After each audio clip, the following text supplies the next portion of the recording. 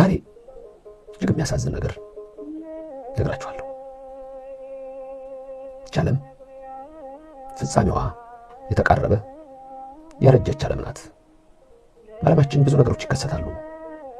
ይልቁንም በልብ መታሰቡ በቃል መነገሩ ከፍ ከፍ ይበልና አምላካችንና አባታችን መድኃኒታችንና ሕይወታችን ኢየሱስ ክርስቶስ በማቴዎስ ወንጌል ምዕራፍ 24 ላይ በደብረ ዘይት ተራራ ለደቀ መዛሙርቱ ያስተማራቸው ስለ መጨረሻው ዘመን መቼና ምልክቱ ምን እንደሆነ ሲነግራቸው የተዘረዘረውን ማየት ይህን ዘመን በደንብ ለማየት የሚረዳ መነጽር ነው።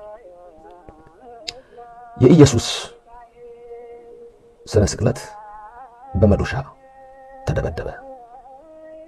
ለድንግል ማርያም ምስል ላይ አንድ ወታደር ሲጋራ በአፏ ላይ አደረገ። ይሄ ባለፉት 4 ቀናት በዓለማችን ላይ የነበረ ዜና ነው።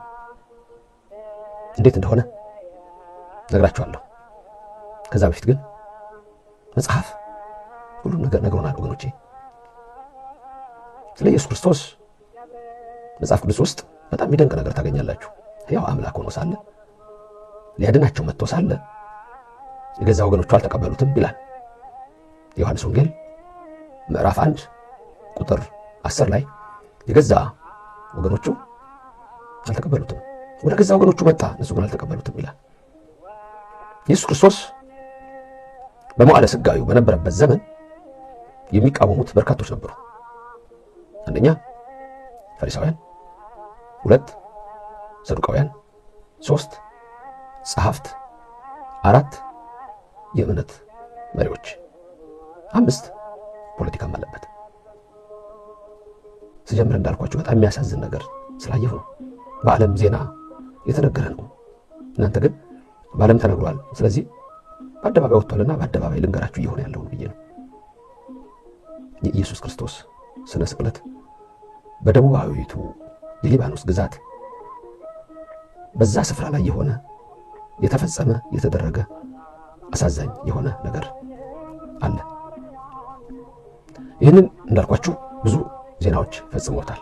በተለይ ክርስቲያኖች የሚኖሩባት አገር አለች። ደበል የምትባል አገር ነች። ደቡባዊ ሊባኖስ ነው። በዚህ በደቡባዊ ሊባኖስ የዛሬ ወር አካባቢ 2 ወታደሮች ናቸው፣ እስራኤል ወታደሮች ናቸው። እነዚህ 2 እስራኤል ወታደሮች አንዱ ፊልሙንም ለቆታል። በኋላ ጠቅላይ ሚኒስትሩ ናታንያሁ ሳይቀሩ የተናገሩበት፣ የውጭ ጉዳይ ሚኒስትሩ የተናገሩበት፣ ብዙዎች ሐሳብ ይሰጡበት ነው። መዶሻ ይዘው በደበል ደቡብ ሊባኖስ የስቅለት ስዕል እንዲነበር የጌታ ስቅለት ያለበት አውርደው ይህን ፊቱን ሁሉ በመዶሻ ቀጠቀጡት። ኢየሱስ እንደገና ተሰቀለ። በእነሱ ሶስት አንድ ጊዜ ተሰቅሎ አድኖናል።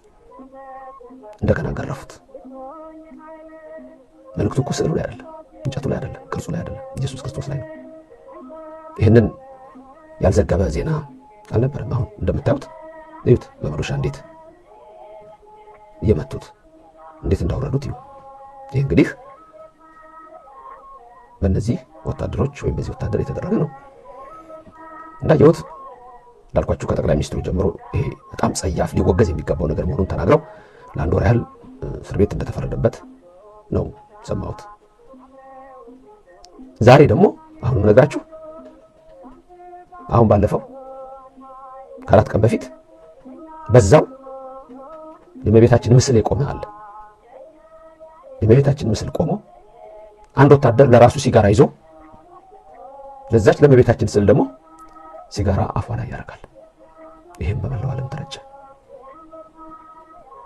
ኦርቶዶክሳውያን ክርስቲያኖች በኢየሱስ ክርስቶስ በአምላካችንና በእመቤታችን በድንግል ማርያም ዛሬ አልተጀመረም እና በታምረ ማርያም ላይ ብዙ ታሪክ ታውቃላችሁ። እመቤታችን የሚጠሉ ሰዎች በዛ ዘመን ዛሬም አሉ። አሁን ይህ አንድ ጎረምሳ ሲጋራ ይዞ በሷ አፍ ላይ ሲጋራ ያደርጋል።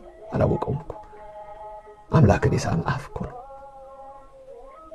አንድ ቀን ክፉ ወጥቶት የማያውቅ አፍ ነው። ምስሉ ላይ ስለተደረገ አይደለም፣ መልእክቱ እሷ ላይ ነው። ወገኖቼ። የእስራኤል መንግስትም ሙሉ በሙሉ ይሄንን አይደግፍም በፍጹም። ከፍተኛ የሆነ ዲሲፕሊን እርምጃ እንደሚደረግበት ተነግሯል። ምክንያቱም እስራኤል ክርስቲያንም በአግባቡ የሚኖርባት፣ እንደውም ጠቅላይ ሚኒስትር ናታንያሁ ተናግረዋል። ክርስቲያን ከብሮ የሚኖርባት እኮ ሀገር ነች። በግልጽ አምልኮቱን የሚፈጽምባት ሀገር እኮ እስራኤል ናት፣ መካከለኛው ምስራቅ ውስጥ እኮ። ስለዚህ ይሄ መፈጸም የለበትም ብለዋል። ይሄ ግን ሆነ። ዘመኑ እንድታቁት እናንተ ሴት ናችሁ እንድታቁት። በዚህ አጋጣሚ በሌላ እምነት ውስጥ ያላችሁስ ምንድነው የምታስቡት እባካችሁ? እና ይሄ ነው የሚያሳዝን ነገር ያልኳችሁ። ኦርቶዶክሳውያን ሁሌም እንደምላችሁ ታድላችኋል። ከክርስቶስም አልተጣላችሁ፣ ከድንግልም አልተጣላችሁ። የኔና የእናንተ ችግር ኃጢአታችን ነው። እሱም ደግሞ ያስወግድልናል። ወማርያም በእንተ ዘናፈቅረኪ ወነአብየኪ፣